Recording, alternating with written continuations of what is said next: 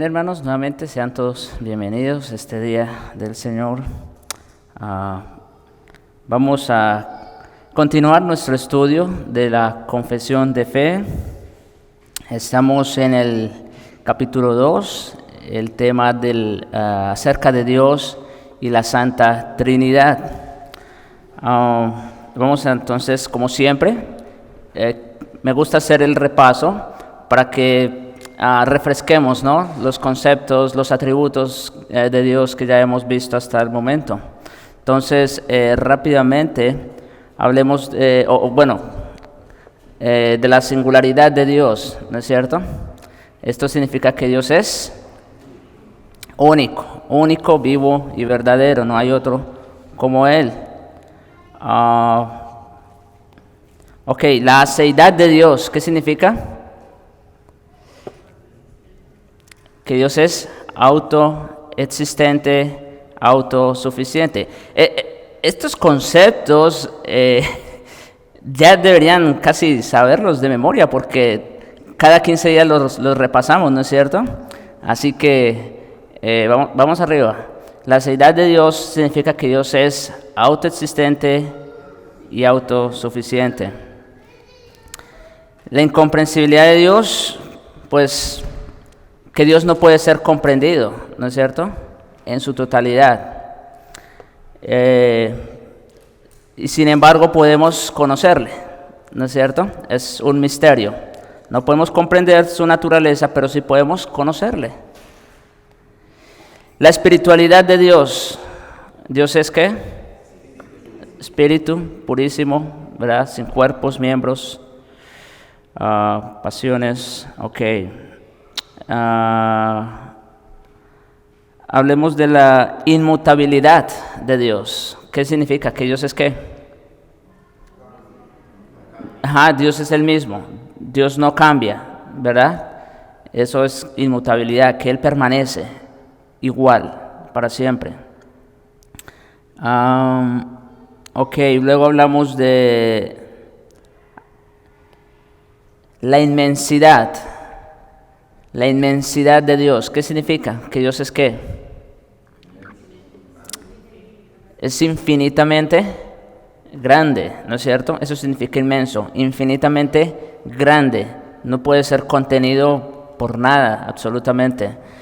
Y aparte de eso, Él es ¿qué? Omnipresente, ¿verdad? Si Él es así de grande, como creemos que es infinito, entonces significa que Dios está presente en todas partes. Exactamente, Dios está presente en todas partes y al mismo tiempo, ¿no es cierto? Muy bien. Cuando hablamos de la eternidad de Dios, ¿qué significa?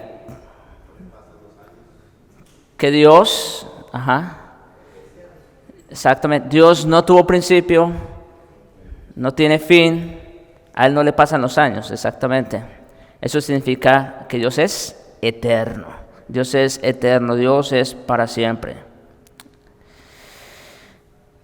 Hablando de la omnisciencia de Dios, ¿qué significa que es omnisciente? Que todo lo sabe, todo lo conoce, ¿no es cierto? No hay nada oculto a sus ojos, ¿verdad? Eso significa su omnisciencia. Su omnipotencia, ¿qué significa? Que es todopoderoso, ¿verdad? No hay nada que no pueda hacer. La sabiduría de Dios. ¿Recuerdan qué dijimos de la sabiduría? Exactamente.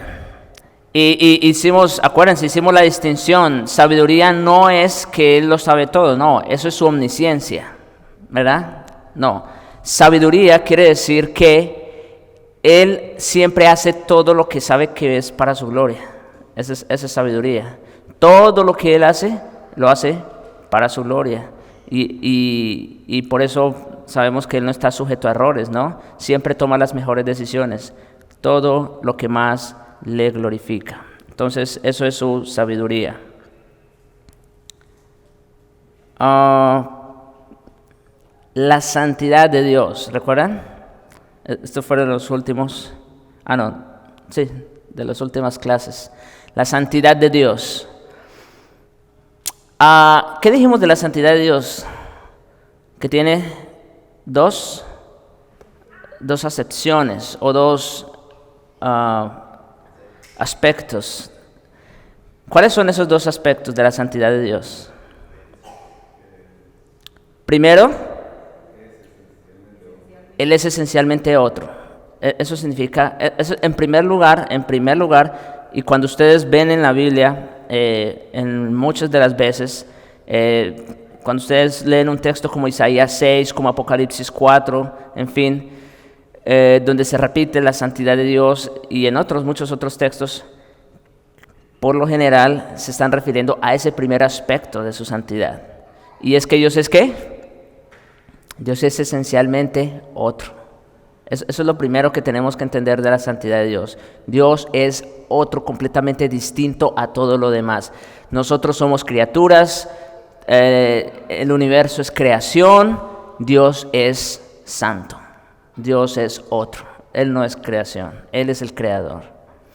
Bien, entonces ese es el primer aspecto de la santidad de Dios, pero ¿cuál es el otro?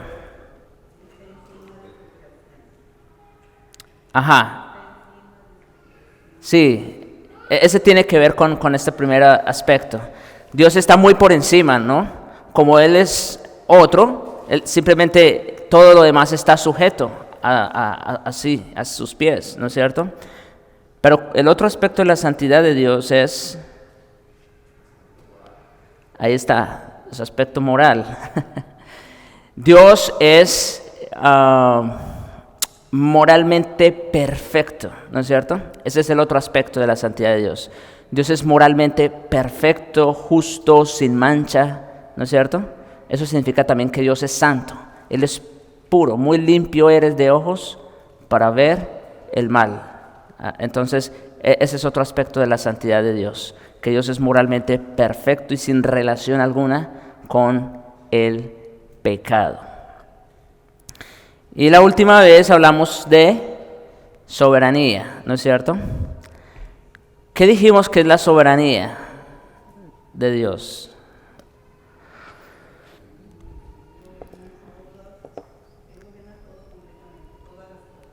Absolutamente. Él gobierna todas las cosas. Nuestro Dios es completamente libre de hacer según el consejo de su inmutable y justísima voluntad sobre y con toda su creación lo que le plazca, cuando lo desee, para su propia gloria, ¿verdad? Nuestro Dios es ¿qué? Completamente libre para hacer lo que Él quiere o lo que Él sabe que es justo, bueno, perfecto, como dice aquí, según el consejo de su inmutable y justísima voluntad. Nada de lo que Dios hace es injusto, nada de lo que Dios hace es imperfecto, no. Todo lo que Dios hace es de acuerdo a su naturaleza, ¿no es cierto?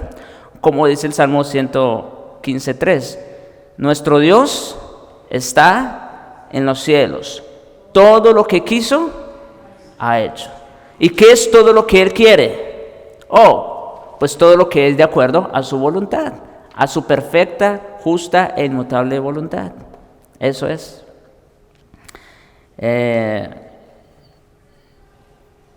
Entonces eso en cuanto a la soberanía de Dios. Pregunta, ¿recuerdan que nosotros hemos hablado de atributos comunicables e incomunicables, no es cierto? ¿La soberanía es un atributo comunicable?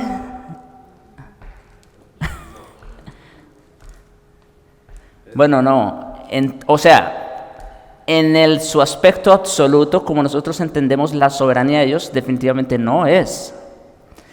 Sin embargo, Dios concede cierta autoridad, ¿no es cierto?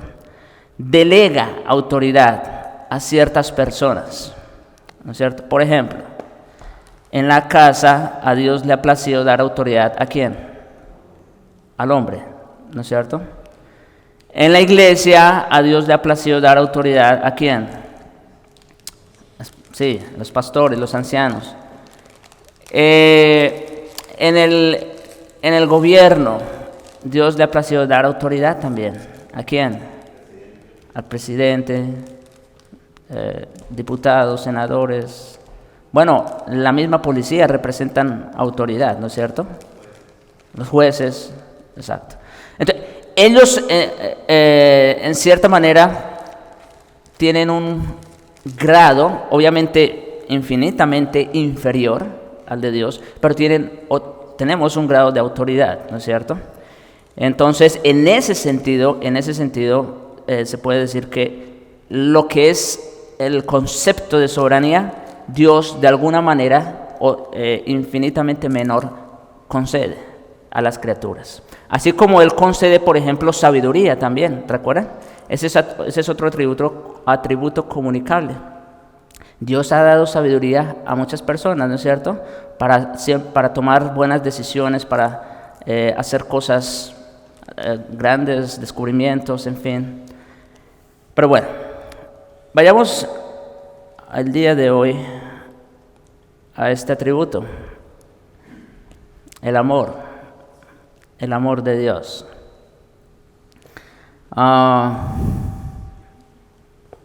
Ustedes saben, yo creo que este atributo es bandera en muchas iglesias.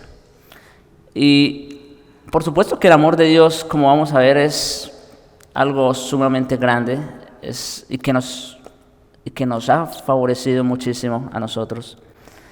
Pero también debemos tener cuidado a la hora en que nosotros predicamos o exponemos el amor de Dios. Porque el amor de Dios no es tan trivial como muchos suelen presentarlo, ¿no es cierto? Dios te ama y tiene un plan maravilloso para tu vida. Bueno, tú no puedes decirle eso a todo el mundo porque tú no sabes, ¿no es cierto? Entonces, vamos a ver el amor de Dios. Y aquí tenemos una definición de lo que es el amor de Dios. Dice, el amor es algo propio del ser de Dios. O sea, en las Escrituras ustedes van a encontrar algunas frases como, por ejemplo, Dios es espíritu, ¿no es cierto? Jesús le dice a la mujer samaritana, Dios es espíritu, ¿no? Primera de Juan 1 dice, Dios es luz, ¿no es cierto? Esa es una afirmación clara, contundente, Dios es luz. Y son pocas las veces que se habla así de Dios, Dios es. Pero en una de las ocasiones que la Biblia habla así, de que Dios es refiriéndose al amor, en 1 de Juan 4, luego al final vamos a ir a ese texto. Pero allí está claramente expreso que Dios es ¿qué? Dios es amor. Dios es amor, por eso el amor es algo propio del ser de Dios. Esa es su naturaleza y su esencia. Cualquier manifestación de amor que exista es solamente el reflejo de su ser. Esto es interesante.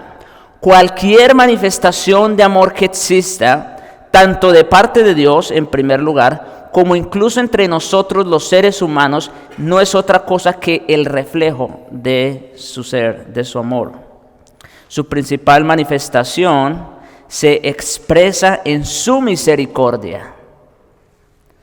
Es decir, amor con el miserable.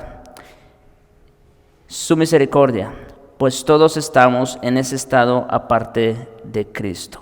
Ok, entonces, como les digo, el amor de Dios es algo propio de su ser, ¿no es cierto? Es parte de su esencia.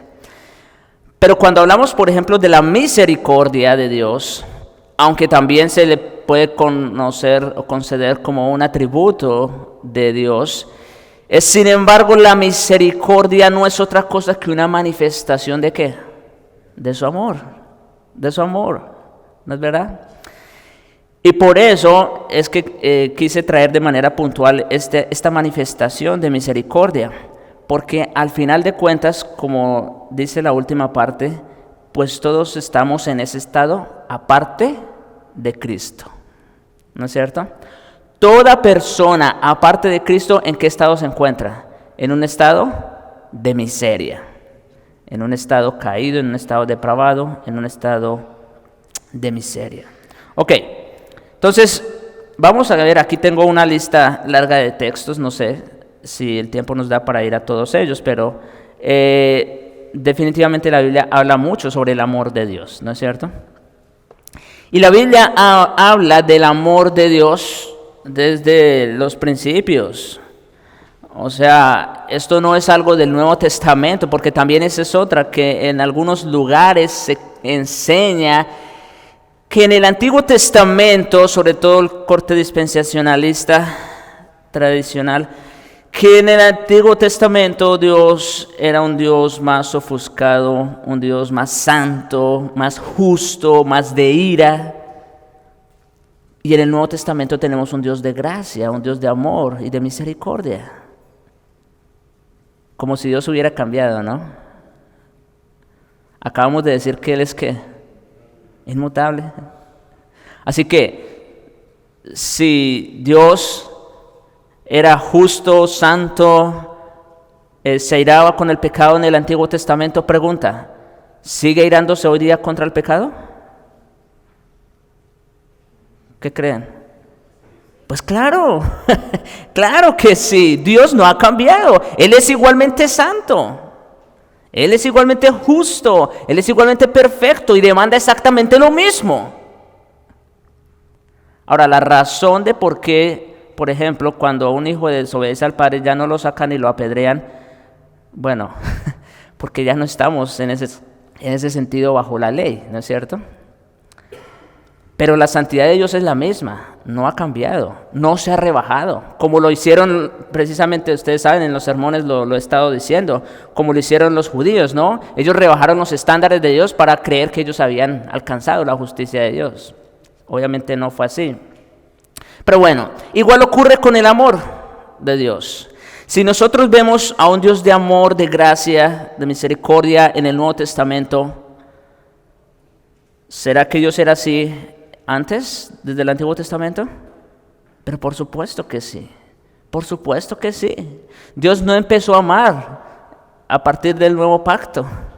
Al contrario, fue por causa de que el antiguo pueblo quebrantó el antiguo pacto que Dios en su gracia y en su amor estableció un nuevo pacto. ¿No es cierto?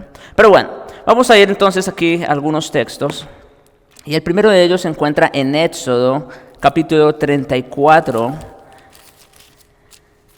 un texto muy citado, porque es cuando Dios se le revela a Moisés, se le presenta a Moisés.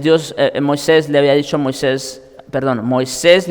a Dios que le mostrara su gloria. ¿Recuerdan? Esa fue una petición que Moisés le hizo a Dios, muéstrame tu gloria. Y entonces, aquí en Éxodo 34, versículos 6 y 7, dice lo siguiente. Desde el 5 dice, y Jehová descendió en la nube y estuvo allí con él proclamando el nombre de Jehová. O sea, lo que Dios iba a hacer con Moisés era proclamar su nombre, su gloria, ¿verdad? Su nombre. Y pasando Jehová por delante de él, ¿qué fue lo que proclamó? Él dijo que iba a proclamar su nombre, ¿no es cierto? ¿Y qué fue lo que proclamó?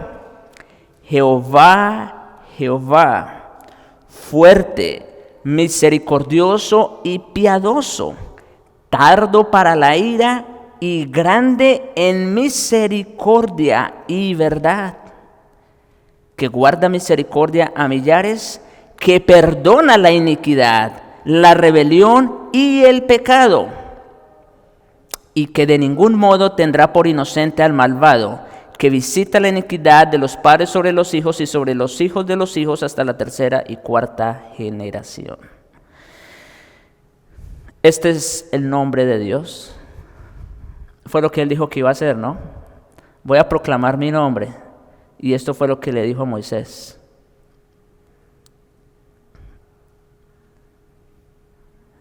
¿Entendemos eso? Bueno,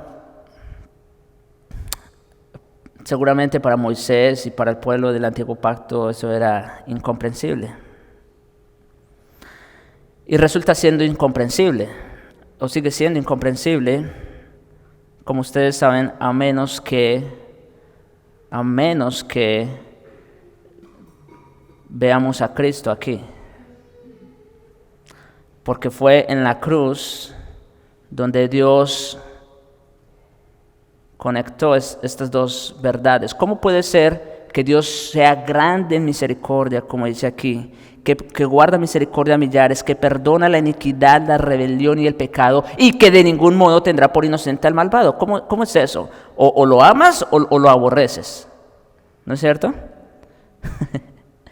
Y entonces, como les digo, no es hasta que viene Cristo, y entonces en Él, por amor a nosotros, y por amor a su propio nombre, a su gloria, castiga el pecado nuestro en Cristo. Y entonces allí, como dice el Salmo, la justicia y la paz se besaron, ¿no? El amor y la verdad se encontraron. Fue en la cruz. Pero bueno, eso como una explicación rápida de lo que significa este texto. Pero mi punto aquí es, y lo que quiero tomar ahorita de esta declaración, es esa primera parte del nombre de Dios. Dios, ¿qué dice que es? Fuerte, misericordioso y piadoso, tardo para la ira y grande en misericordia y verdad. Así que sí, es verdad, Dios se aira con el pecado y está airado con el impío todos los días. ¿Pero qué dice? Que es tardo para la ira y grande en misericordia y verdad. ¿Por qué creen? ¿Por qué creen? Es una pregunta general y muy obvia. ¿Por qué creen que Dios no ha destruido el mundo todavía? Pues por esto que dice aquí. Porque Él es Dios. Porque Él es lento para la ira y grande en misericordia. ¿Por qué los impíos todavía existen? Por la misericordia de Dios, no han sido consumidos, ¿no es cierto? Al igual que nosotros, porque nosotros tampoco lo merecemos, sino por su misericordia. Entonces, noten cómo desde el principio, desde esta primera manifestación a Moisés, vemos en Dios una declaración así, que Dios es fuerte, misericordioso y piadoso, tardo para la ira y ¿qué? Y grande en misericordia y verdad. Es por eso, mis hermanos, que en el día del juicio, en el día final, ninguno va a tener excusa delante de Dios. Porque Dios en realidad mostró abundante misericordia para con todos. Dios no retarda su promesa, dice Pedro, sino que es ¿qué? Paciente. Eso también es otra manifestación del amor de Dios, su paciencia, ¿saben? La paciencia de Dios es otra manifestación de su amor. Y la única razón de por qué no nos ha destruido y por qué no ha consumido el mundo todavía es por su paciencia, por su amor, por su misericordia. Y otro aspecto de la misericordia que aparece aquí es, dice el versículo 7, que guarda misericordia a millares, que perdona la iniquidad, la rebelión y el pecado. Noten. Este es otro aspecto, otra manifestación de esa bondad, de esa misericordia, que perdona. Nuestro Dios es un Dios que perdonador. Él es amplio en perdonar, dice otro texto. ¿Y por qué razón lo hace? Por su amor. Por su amor. No hay otra explicación, ¿no es cierto? Por su pura misericordia. Ok. Vamos a los salmos. En los salmos, de hecho, hay muchas declaraciones también acerca de la bondad, del amor de Dios. En el Salmo 86, y versículos 5 y 15, dice: porque tú, Señor, eres bueno. ¿Y qué más? Y perdonador. Y perdonador. ¿Y qué más? Y grande en misericordia para con todos los que te invocan. ¿Sí? Nuestro Dios es bueno, perdonador y grande en misericordia para con los que te invocan. Sí.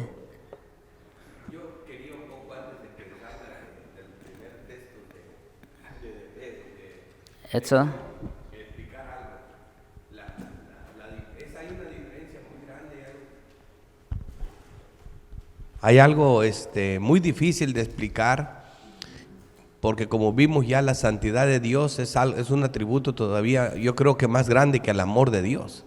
O sea, Él es tan santo que no va a permitir el pecado por nada de este mundo. Eso es su naturaleza santa. No puede tolerar el pecado, mata todo lo que es pecado, o sea, no se le puede arrimar nada con pecado.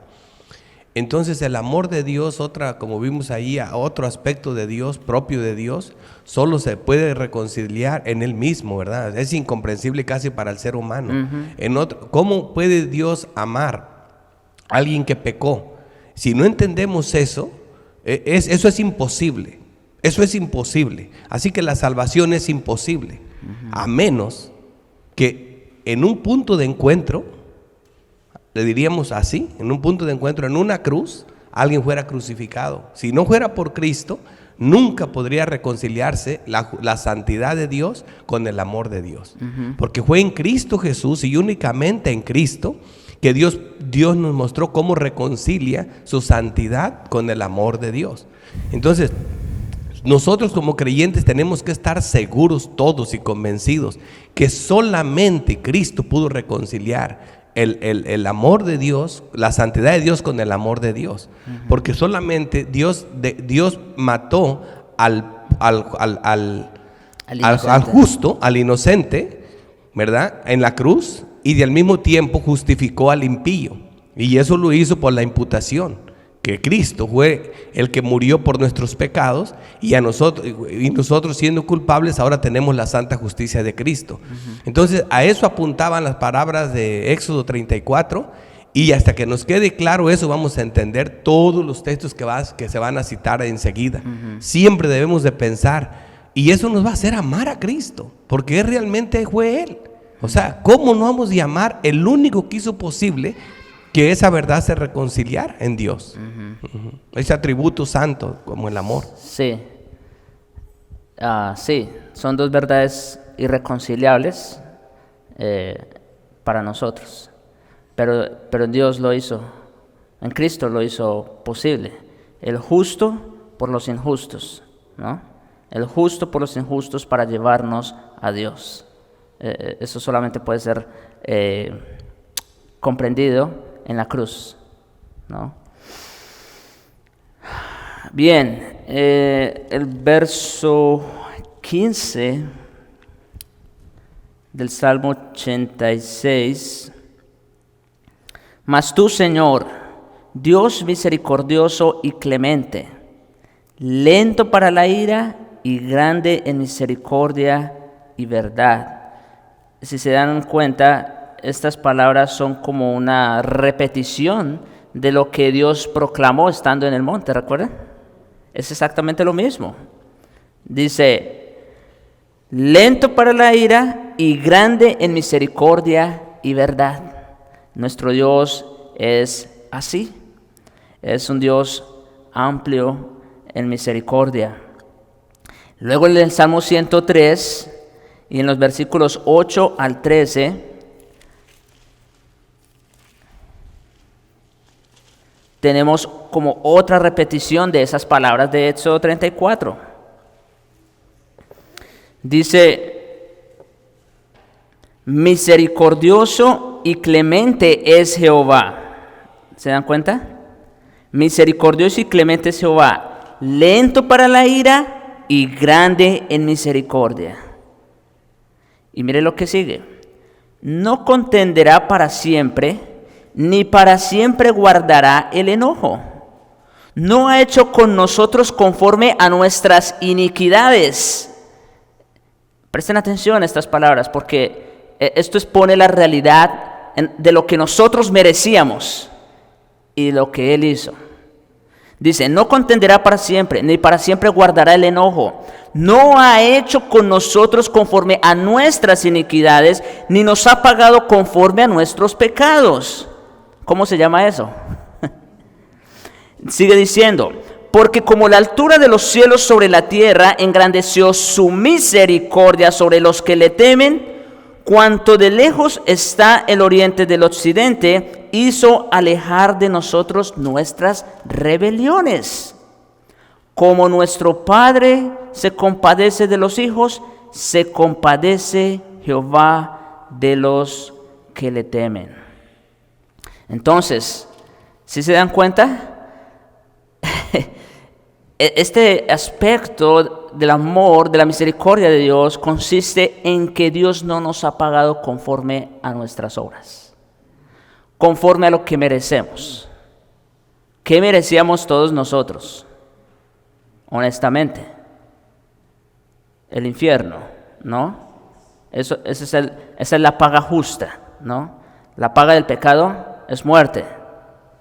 Todos somos pecadores, pues todos merecemos entonces ese castigo. Pero la misericordia de Dios, el amor de Dios consiste en que no nos ha pagado conforme a nuestros hechos. ¿Verdad? Él hizo alejar de nosotros nuestras rebeliones. El capítulo 116, más adelante, versículo 5. Ahora, ¿cómo hizo alejar nuestras rebeliones de nosotros? Otra vez. ¿En dónde fue eso posible? En la cruz. Entonces, siempre que hablamos del amor de Dios, por eso les decía al principio, cuando hablamos del amor de Dios debemos tener cuidado de no hacerlo tan liviano, mis hermanos. Porque el amor de Dios no consiste meramente en ofrecer salvación, ¿verdad? No. Es mucho más que eso. Es que todos merecíamos el infierno. Eso era lo justo. Y aún con todo y eso, Dios en su gracia, en su misericordia, Él nos libró de lo que merecíamos y al contrario, nos atribuyó su justicia perfecta. Eso es una gran misericordia, ¿no es cierto? Eso es amor. El Salmo 116, verso 5. Otra vez, clemente es Jehová y justo. Sí, misericordioso es nuestro Dios. Ahora, noten, no que la justicia y la misericordia de Dios se contradigan o se opongan, porque nuestro Dios es tanto lo uno como lo otro, ¿no es cierto? Eso debemos tenerlo claro. Nuestro Dios es justo como es misericordioso. ¿Sí? Cuando nosotros vimos Romanos 9, hablando de la elección de Dios, y claro, decíamos que pues la única razón o la única base de la elección de Dios pues fue su soberanía, ¿no? Porque le plació. Sin embargo, nuestro Dios no cometió injusticia con los que va a salvar en ninguna manera. Esa es la pregunta de muchos. Cuando nosotros predicamos la doctrina de la elección, pues no es justo. ¿Cómo puede ser que Dios salve a unos y a otros no? Entonces, ¿cuál es la respuesta a eso? No, tiene razón, pero lo justo sería que todos fuéramos al infierno. Eso sería lo justo. Ahora, como quiera, Dios no ha hecho injusticia. Dios no ha hecho injusticia con los que va a salvar, porque para eso, otra vez, Para eso, para reconciliar la justicia y la santidad de Dios, se hizo necesario ¿qué? El sacrificio de su santo y amado Hijo Jesucristo. Él era el único que podía cumplir a perfección y satisfacer completamente la justicia de Dios, porque era de su misma naturaleza. Entonces, por eso no hay injusticia en Dios. Los que van al cielo no van por sus obras de justicia, no van por sus propios méritos, van por pura gracia, pero porque alguien más pagó por ellos. Pero en Dios no hay injusticia, ¿verdad? Entonces, entendiendo eso, entendemos mejor el amor de Dios, ¿se dan cuenta? Ahora sí podemos ver cuán grande es el amor de Dios. No es algo liviano, no, debemos tener cuidado en eso. Vamos al Salmo 145 y versículos 8 y 9. Repite lo mismo. Clemente y misericordioso es Jehová, lento para la ira y grande en misericordia. ¿Sí se han dado cuenta que los salmos están repitiendo una y otra vez las palabras que Dios le dijo a Moisés en el monte? Es exactamente lo mismo. Clemente y misericordioso es Jehová, lento para la ira y grande en misericordia. Bueno es Jehová para con todos y su misericordia sobre todas sus obras. ¿No es cierto? Ahora Joel, yendo más adelante a los profetas, Joel capítulo 2 y versículo 13. Este está un poquito más difícil de encontrarlo, ¿no? Joel. Joel capítulo 2 y versículo 13.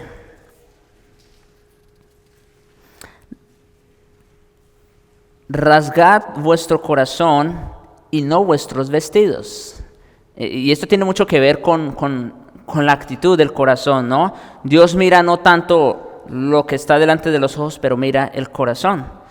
Rasgad vuestro corazón y no vuestros vestidos, y convertíos a Jehová vuestro Dios. Escuchen, porque misericordioso es y clemente, tardo para la ira y grande en misericordia, que se duele del castigo. Aquí agrega un elemento más este versículo, ¿sí se dan cuenta? Viene pronunciando las mismas palabras de Éxodo 34. Y al final agrega, y que se duele del castigo. Entonces, el punto aquí es, ¿se deleita Dios en la muerte del impío? No, Dios no tiene placer alguno en la muerte del impío. Por eso aquí también este versículo dice, y se duele del castigo. En realidad, Dios es grande en misericordia, Dios es amplio en misericordia y perdonador para todo aquel que invoca su nombre. Sin embargo, aquí viene el punto, la nota de balance.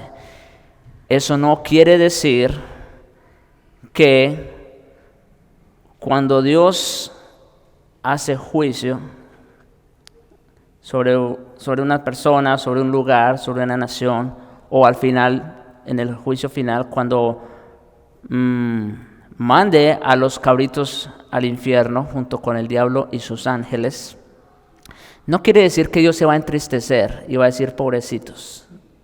No.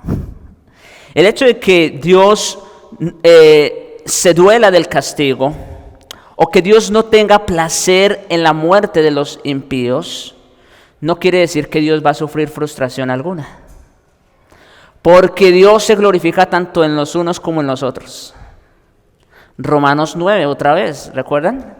Ese texto que dice que Dios, hablando de la soberanía de Dios, ¿no es verdad?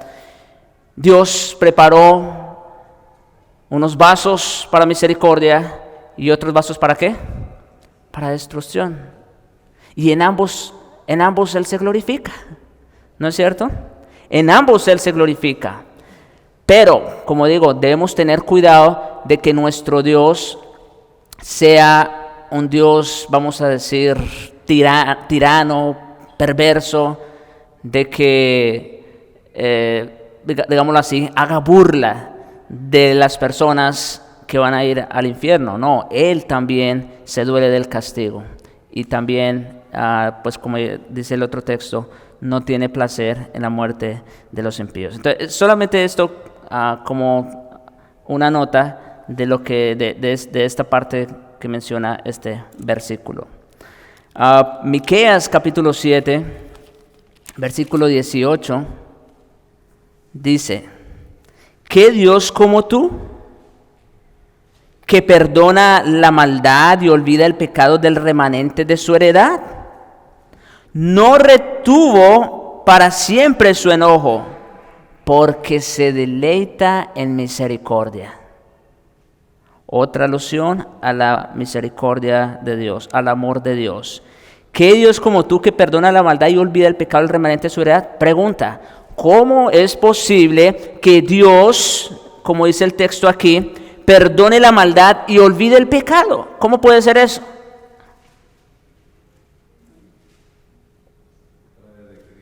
Exactamente, ya saben la respuesta. Esto fue únicamente posible a través de la muerte de Cristo. Por eso Dios, como dice allí, perdona la maldad y olvida el pecado.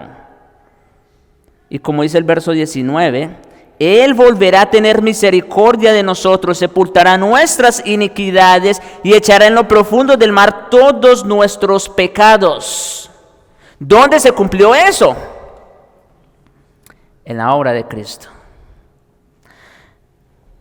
Pablo habla muy bien sobre esta verdad en Romanos 6, cuando dice que nosotros con Cristo hemos sido sepultados. ¿No es verdad? Allí murió nuestro viejo hombre y resucitamos para andar en vida nueva. Así que, ¿dónde quedaron nuestros pecados sepultados? Como dice el texto aquí, allá, en la muerte de Cristo. Entonces, noten, Dios no es injusto. A Él se le cumplió el pago que merecía el pecado nuestro. Pero para nosotros eso fue una gran misericordia. Bien. Juan, capítulo 3, yendo al Nuevo Testamento, rápidamente. Juan capítulo 3, un texto muy conocido, verso 16, ¿no es cierto? ¿Cómo dice? Porque de tal manera, ahora noten la expresión, de tal manera, ¿no es cierto? ¿Cuál manera? Sí, bueno, una manera única, excepcional, de tal manera amó Dios al mundo. Y ahora aquí otra vez ustedes saben, hay muy pésimas interpretaciones, ¿no? Entonces nadie se va a perder porque amó al mundo. Bueno, no, eso no es lo que dice el texto. Dice, de tal manera, con tan grande amor, amó Dios al mundo que ¿qué hizo? Aquí, mis hermanos, tenemos el cumplimiento de todo lo que veníamos diciendo en el Antiguo Testamento. ¿Se dan cuenta? De tal manera amó Dios al mundo que pasó por alto el pecado y los perdonó. ¿Dice eso? No. Que ha dado a su Hijo unigénito de su misma naturaleza, uno solo con Él. Lo ha dado para que todo aquel que en Él cree, no se pierda, mas tenga vida eterna. Precisamente ya había una lección. Ajá. Que para que todo aquel, Sí. o sea, no es para que todos, sino para que todo aquel que en Él crea. Ya hay una distinción. Ya hay una variable. Sí. Que se va a aplicar en los hijos de Dios. Exacto. Y esto viene alimentado también desde el primer capítulo, cuando dice, porque estos no son elegidos. Estos no son por voluntad de hombre, ni voluntad de carne, ni de varón, sino de Dios. Y ahí viene, en el mismo texto habla de la grandeza del amor de Dios que puede abarcar todo el mundo con toda certeza, pero es eficaz para todo aquel que en Él cree. Así es. Entonces, la mayor manifestación del amor de Dios en realidad está en la persona de su Hijo, ¿no es cierto? Está en la persona de Jesucristo. Pero los beneficios principales, primarios de esta obra, los reciben ¿quiénes? Únicamente los que creen en Él. Y dicho sea de paso, quiero aquí hacer otro comentario. Aún los impíos se beneficiaron o se benefician de la muerte de Cristo. ¿En qué sentido? No en el sentido que van a ir al cielo, ¿verdad? O van a gozar de vida eterna. No. Pero si no fuera por esos por los que Cristo murió, ¿no es cierto? Simplemente todos ellos ya habrían sido lanzados al infierno. ¿Me entiende? El punto es que la misericordia de Dios es tan abarcadora que aún a los impíos les conviene la muerte de Cristo, ¿verdad? Pero bueno, obviamente, de manera puntual, es claro, este texto está hablando de aquellos por los que Cristo murió. Pero más adelante, en Juan 15, versículo 13, este es otro texto interesante, dice, nadie tiene mayor amor que este. Estamos hablando del amor de Dios, ¿no es cierto? Nadie tiene mayor amor que este. ¿Cuál? Que uno ponga su vida por sus amigos. ¿Quieres saber si una persona realmente te ama? ¿Está dispuesta a dar la vida por ti?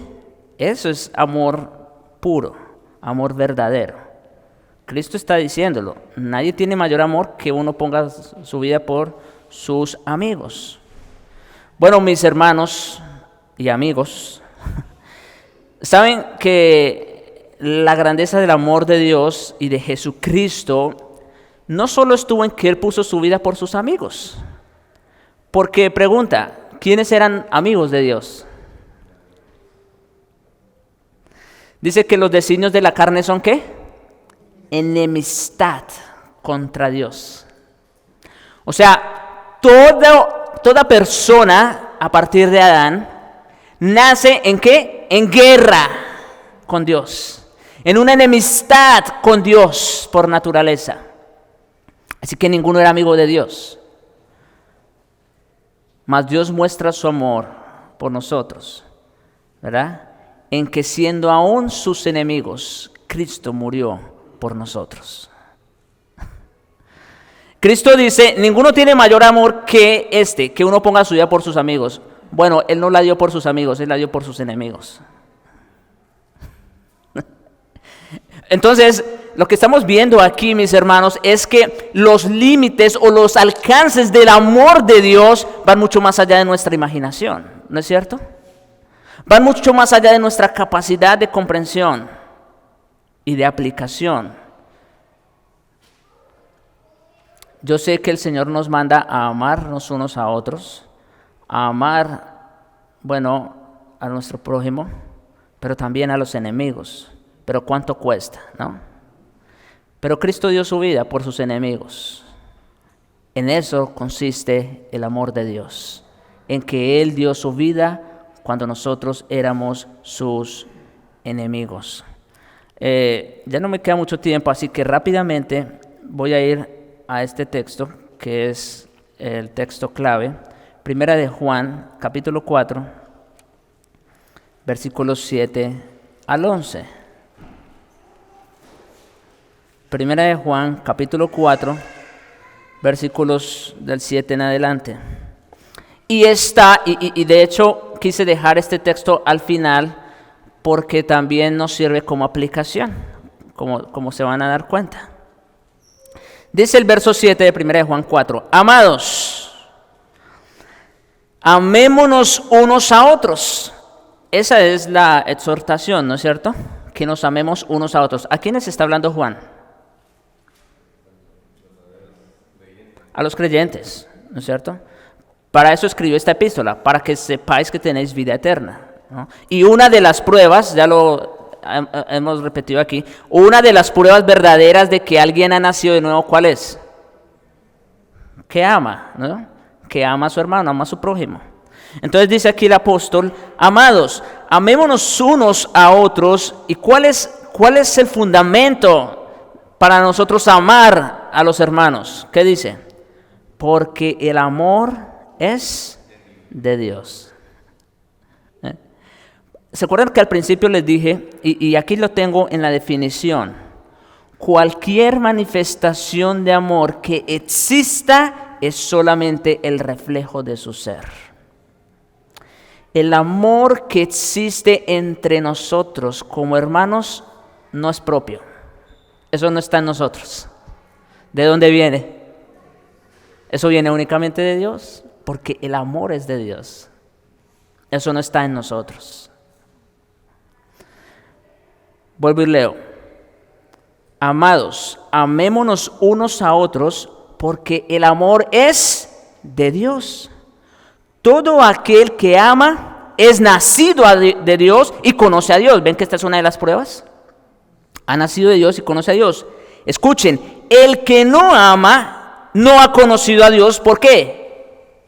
Porque Dios es amor. Así que, si tú aborreces a tu hermano, al que dice que es tu hermano, si le guardas resentimiento en tu corazón, ¿qué dice el texto? Que no has conocido a Dios, porque Dios es amor. ¿Ven que esto es una aplicación también para nosotros? Claro que lo es. En esto se mostró el amor de Dios para con nosotros, por si acaso todavía hay dudas. En que Dios envió a su Hijo unigénito al mundo para que vivamos por Él. En esto consiste el amor, no en que nosotros hayamos amado a Dios, sino en que Él nos amó a nosotros y envió a su Hijo en propiciación por nuestros pecados. ¿Saben qué significa el término propiciación? Significa satisfacción. Y el punto aquí es que todos nosotros estábamos bajo la ira de Dios, bajo el juicio de Dios. Estábamos destinados para condenación. ¿Y sabe qué ocurrió? ¿O sabe qué hizo Dios en su gran amor y misericordia? Que Él puso a su propio Hijo, a su amado Hijo, y puso sobre Él todo el peso de su santa ira que venía contra nosotros. En otras palabras, el infierno que usted y yo merecíamos pasar toda la eternidad en el infierno, bueno, lo repetí, el infierno que merecíamos pasar toda la eternidad, ese ya lo sufrió Cristo por nosotros. Pregunta, ¿necesitamos alguna otra prueba de amor? En eso consiste el amor, es una definición de amor. ¿En qué consiste? No en que hayamos amado a Dios, sino en que Él nos amó. En que Él nos amó y envió a su Hijo en propiciación. Amados, si Dios nos ha amado así, debemos también amarnos unos a otros. ¿Quiénes somos nosotros que nos atrevemos a no amar a nuestro hermano aun con sus pecados y sus defectos? Cuando Cristo nos amó a nosotros aun cuando éramos sus enemigos. Hemos hablado del amor de Dios, ¿no? Como un atributo de Dios a lo largo de las Escrituras. Pero esto también tiene una aplicación para nosotros. Pregunta, ¿es comunicable el amor de Dios? Definitivamente. No en la misma magnitud que Él lo hace, por supuesto, pero sí. Y no solo es comunicable, sino que se nos manda a ejercerlo, ¿no es cierto? Bien, hermanos. Ahora, Y aquí quiero hacer una última aclaración. Noten, no está en nosotros el amar a los hermanos.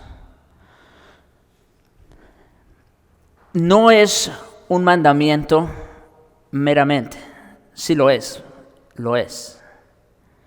Pero esto viene únicamente como resultado de que Él nos ha llamado a nosotros. Es decir, si no has sido amado por Dios, tú no puedes amar a tu hermano. Así que lo realmente importante aquí que debemos buscar, claro, debemos buscar amar a los hermanos otra vez. Pero lo más importante es, como dice mismo Juan, saber si estamos en Cristo. Saber si hemos sido amados por Dios. ¿No es cierto? Buscar esas pruebas si realmente somos de Dios. Y entonces el resultado inevitable, ¿cuál va a ser? Amar a nuestros hermanos. Bien, hermanos, amados, se nos ha ido el tiempo. Pero igual, si tienen preguntas o comentarios en el intermedio podemos hacerlo. Quizás si tienen preguntas, anótenlas también y si quieren puedo dar un tiempo en la próxima clase al empezar para comentar un poquito, porque había mucho material aquí, muchos textos que teníamos que revisar. Pero entonces, como digo, si tienen preguntas, comentarios, pueden hacerlos al final o en la próxima clase pueden traerlos. ¿Está bien? Oremos.